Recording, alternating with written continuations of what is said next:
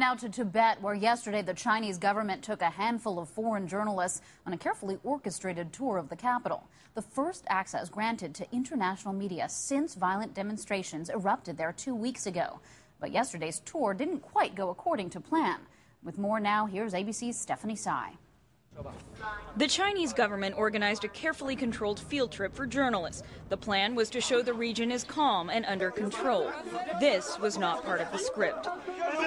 During a briefing at one of the Tibetan capital's most important temples, 30 monks burst in and stole the spotlight. They treat us unjustly, said this monk, referring to Chinese security guards. They lock us up, don't allow us to go out.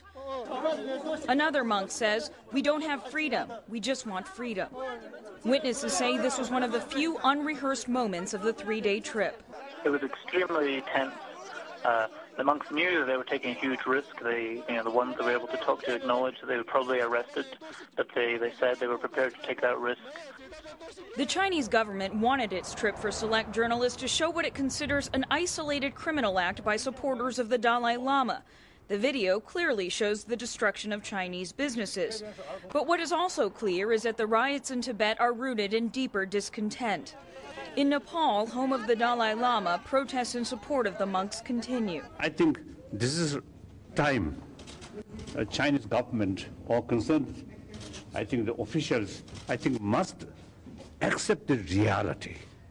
I think that's important.